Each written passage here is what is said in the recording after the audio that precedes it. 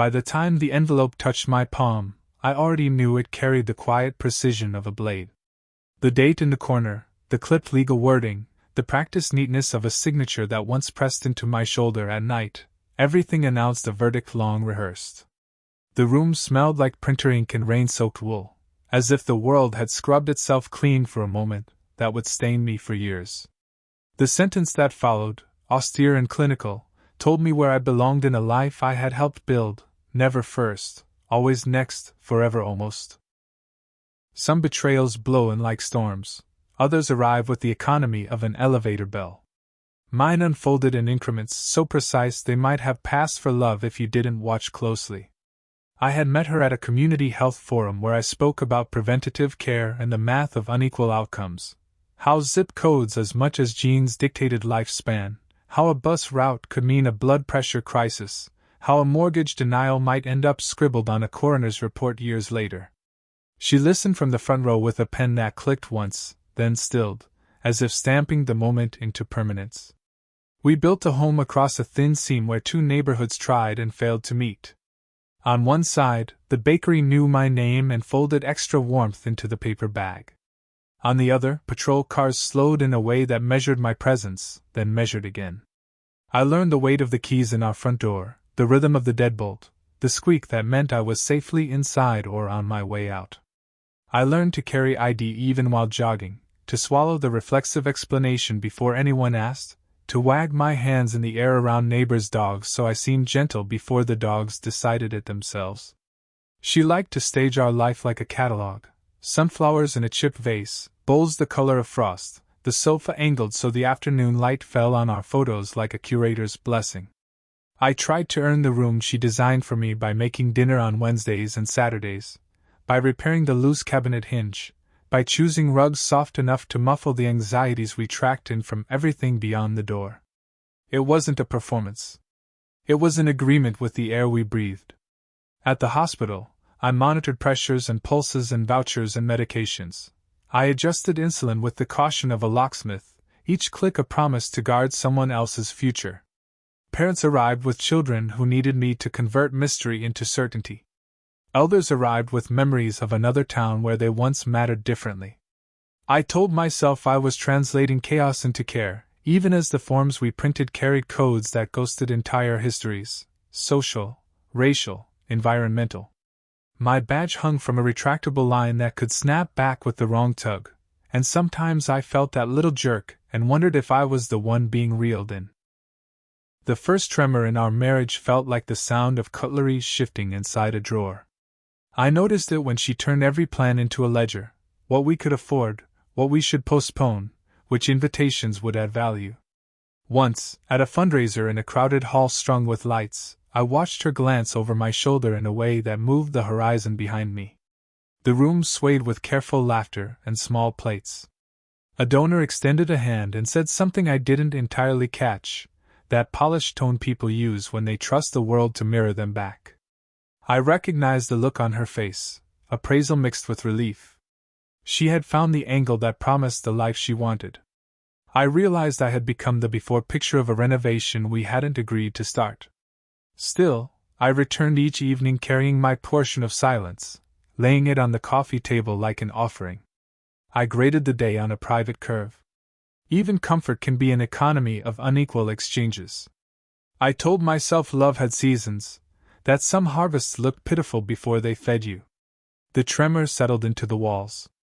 We adapted like tenants who have learned the sound of pipes in winter. The second tremor arrived the day I corrected a note on a patient's chart. The intern, a brilliant one whose brilliance had yet to coagulate into humility, had copied a description from a previous admission, a sloppy shorthand that tagged the patient as noncompliant. I knew the man's record.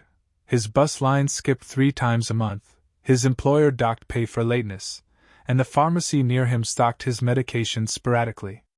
Noncompliant is the word that covers 1,000 failures that don't belong to the patient.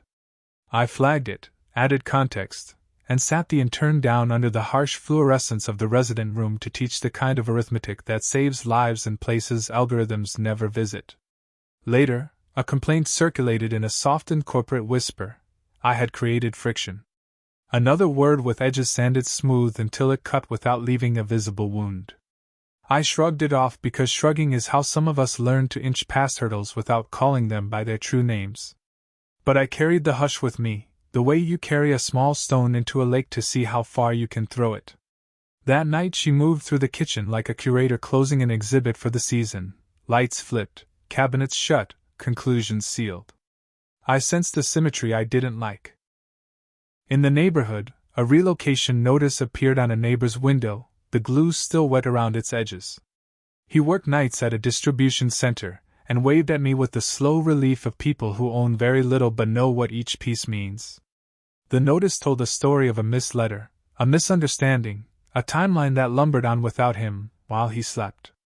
It wasn't my story, and yet it was. I tried to help with paperwork and a letter attesting to his consistent presence, the one thing no form seemed to value. He thanked me in a voice that carried the archival dust of old disappointments. At home, she began curating new rituals without me, Pilates classes, wine tastings with women who laughed from the center of their ribs, rooftop gatherings that shimmered with a view I could not enter without becoming the view. Invitations shifted into reports after the fact. She left articles open on the laptop about optimizing personal brands, partner alignment, financial independence. None of it felt like an argument. It felt like being cataloged, tagged, and placed in a climate-controlled room marked transitional. The third tremor didn't feel like a tremor. It felt like a verdict rehearsing itself. In a coffee shop that smelled like burnt caramel, a man with a smile polished by success pressed his business card into my wife's palm as if sealing a custom cabinetry order. He looked at me with the genial surprise reserved for security guards who turn out to be surgeons, for tenants who turn out to own the building, for students who turn out to be professors. He recovered quickly and engaged me with the winning attentiveness of a man who has learned that interest is the most efficient path to acquisition. I left with a flavor in my mouth like regret pretending to be espresso. A week later, she returned home late, her coat holding weather from another neighborhood. The silence between us expanded like a drop cloth before paint. She asked about my day with a practiced warmth I had once believed meant intimacy. I told her about a woman discharged too early because beds were tight, about a boy whose asthma worsened every winter because old vents coughed dust like fossils. She nodded with the politeness one reserves for museum plaques. Something in me felt catalogued again, valuable in context, replaceable otherwise. At the hospital, the intern apologized without using the word sorry, learning at last that accountability could be a verb. I took it as a small victory and tried to tuck it into the seam of our failing house, as if a single good nail might keep a roof steady. But even roofs understand gravity better than hope does. The envelope arrived on a Thursday that smelled like wet limestone and new policy. I had spent the morning ferrying a patient through a labyrinth of referrals because the clinic upstairs refused to see her without a billing code that the system couldn't assign to her because her address existed in a database that still lagged behind a city council vote from last year. She squeezed my hand in thanks while leaving, and I felt the faint dent of a ring that had outlived the finger it once commemorated. When I came home, the living room had the curated quiet of an open house where strangers hover and call it tasteful. On the dining table sat the envelope, the slim geometry of endings, flanked by the prepared dignity of a glass of water. She waited with her posture arranged like a sculpture of consideration. By then, I had grown fluent in the grammar of her pauses. The paper itself held the kind of certainty that makes people shake hands even as they separate forever. She had prepared a statement in her mind. I could feel the cadence of it traveling the room like a realtor's tour. The gist fit in a single sentence I felt more than heard. I occupied the second position in a life that now required a different kind of symmetry. First came ambition, first came image, first came alignment with a circle that moved weightlessly through a city that had learned to sidestep gravity by asking others to carry it. I belonged to the part of our story that would read tender but unscalable. No shouting occurred, no plates shattered, no confession begged at the knees of the other. Some betrayals turned the air into shrapnel, ours turned it into glass, clear, intact, and dangerous. I signed a receipt for a delivery I did not order. I watched her study me for injuries she believed she had prevented by the gentler method. And then she said the sentence that wrote itself across everything we had shared: I would always be second. Second to a version of the future that required lighter baggage. Second to the smoothness of rooms where my presence would always be a conversation the room did not want to have. I carried the papers to the couch we had chosen for its ability to forgive posture, and weighted my lap with the legal accuracy of it all. I thought of my neighbor's notice curling in late afternoon warmth. I thought of charts revised and beds denied and bus routes that hiccup patients into emergencies. I remembered the donor's hand extended like an elevator door held open for everyone but me. I considered that betrayal isn't a moment but an arithmetic, an accumulation of fractions that never reach a whole. When she left the house that night, a draft crossed the threshold and mapped the rooms with thin, cold fingers. I heard the building settle and understood it wasn't a tremor I had endured but a recalibration. The house measured itself without me and found its center slightly to the right. After the envelope, mornings insisted on their own sequence. Dawn arrived as a low-lit rehearsal of the day I had not agreed to live. I learned the sound of my own footsteps without hers nearby to give them scale. The refrigerator hummed a steady contralto. The kettle clicked the same way it had for years, a loyal metronome in a new composition. I moved around the curated geography she had designed and felt like a docent closing a wing that no one visited anymore. At the hospital, I put on the same badge, the same coat, the same careful smile that patients interpret as faith. A woman returned for a checkup and brought me a small bag of oranges because the winter had returned and she remembered a slow afternoon 3 months prior when I found her a chair and a blanket. She explained that the oranges were a bribe for the universe to keep me exactly as I was. I accepted the citrus as evidence that some economies still traded in gratitude. I split one at lunch and recognized the flavor as the closest thing to hope my mouth had known in weeks. In the evenings, I walked the seam between neighborhoods. A new cafe had opened with lighting that suggested intimacy for purchase. An older market closed with a sign promising relocation that never arrived. A boy chalked a square grid on the sidewalk and hopped it with the precision of prehistoric mathematics. He counted in a rhythm that sounded like prophecy disguised as play. The patrol car still rolled slowly, but the officers had learned my routes and nodded in a way that sounded like a pencil tapping a clipboard. I carried my ID, because you carry what you carry, even when your hands are free. The divorce progressed with bureaucratic grace. I signed so many copies of my name I began to think of the signature as a small animal trained to fetch endings. She organized the logistics with the meticulous kindness of someone who prides herself on clean exits. We divided objects like a museum preparing a traveling exhibit, this piece with this provenance here, that piece with that label there. I let the sofa go because it remembered both of us equally, and would never forgive either. I kept the chip vase because it bloomed best in imperfection and had learned to hold tall things steady despite hairline fractures. Friends called with soft concern and tidy reassurances. They praised her efficiency, my composure, our mutual maturity. Some of them waited for gossip to drip like honey from a comb I did not own. Others tried to measure the injustice in a way that would satisfy their sense of balance. Balance is a museum myth. Life is all off-center masterpieces salvaged by good lighting. I did not correct them. I saved my corrections for places where words turned into prescriptions. The neighbor with the relocation notice found a new place 5 blocks south, across another seam where the sidewalks changed texture, and the trees were planted in straight rows like soldiers awaiting orders. I helped him move and we carried his mattress down the stairwell in a spiral that made us both laugh at the physics of objects designed for rooms rather than journeys. On the stoop he pressed a folded paper into my hand, a rectangle cut from the notice, proof that a story had been interrupted by a story. "Keep it," he said without saying it.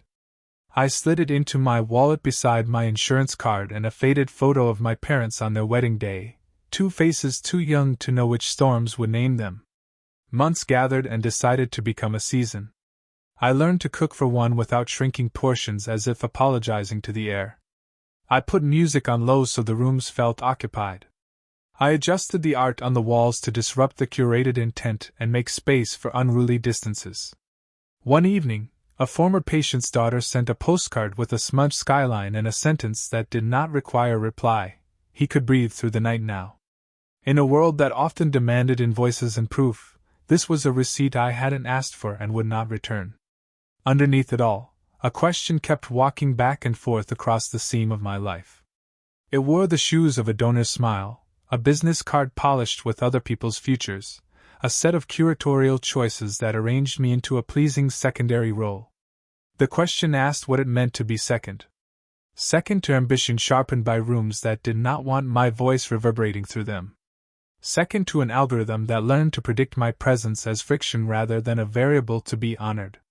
Second to a nation that arranged stories like a gallery where some portraits hung in perfect, climate-controlled light, while others were kept in storage and loaned out only when the season required a gesture.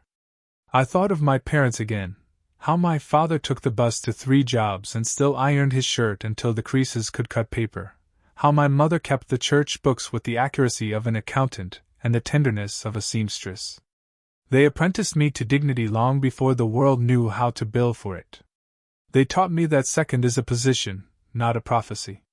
They taught me that there is a quiet category of triumph that looks like persistence disguised as ordinary days. So I crafted a practice after the divorce that did not resemble reinvention so much as recall. I took long, unbroadcasted runs at dawn through streets that mispronounced my name until they grew tired of being wrong. I logged each small justice like a clinician charting vitals, chart corrected, patient heard, bus transfer secured, inhaler refill done without condescension, eviction deferred by a letter that spoke bureaucrat fluently. I learned to be unspectacular on purpose, to avoid the honey trap of vindication, to trust the arithmetic of consistent acts. And then I rearranged the last room she had curated, the study with its clean desk, its symmetrical shelves, its lamp that pretended to summon only productive thoughts. I shifted the desk by the window that faced the scene where the 2 neighborhoods failed to meet. I placed the chip vase on the sill with nothing inside it, a vessel practicing readiness. I pinned the rectangle I had kept from my neighbor's notice to a corkboard next to a list of phone numbers for clinics that still answered calls after midnight. On the top shelf I set my parents' wedding photo between a jar of spare keys and a stethoscope whose tubing had softened like an old belt. I stood in the doorway and let the asymmetry settle. On a late Sunday evening in early spring, I stepped outside and found the boy with the chalk grid again, now taller, now hopping with the studied nonchalance of someone who has learned the city's cadences. He paused and looked at the sky with a seriousness I recognized. In that moment I understood that the betrayal I had endured was not singular or instructive, not a lesson that required conversion into a brand of overcoming. It was simply one of the rings in the trunk of my life, a dark band that would never vanish but would never be the only circle either. So here is the truth I carry forward, written in the plain script of unremarkable days. Being told I would always be second did not demote me in my own accounting. It revealed a room arranged to benefit only those who enter first and lock the door behind them. It exposed the curator's hand that called inequality tasteful and imbalance aspirational. It named the invisible rails that run beneath certain people's stories and the rough ground others must learn to cross without leaving blood that can be easily photographed. And here is the question I offer to anyone who has ever felt themselves placed behind glass in a gallery they helped build. When someone tells you that you will always be second, do you argue with the docent, or do you take your portrait down and carry it into daylight where breath fogs the glass and fingerprints refuse to be polished away? I choose daylight. I choose fingerprints. I choose the work that refuses pristine frames. If there is a hierarchy in that, let it be one measured by the warmth of the hands we hold, by the rooms we open, by the lives that sleep through the night because someone made space for their lungs to expand. The papers are filed, the house belongs to someone else, the seam between neighborhoods remains stubborn and visible. Yet the vase holds itself steady even while empty. The oranges ripen at the clinic window. The bus arrives late, and then arrives anyway. I enter spaces that still measure me and refuse to be calibrated out. I carry what I carry. I keep what I keep.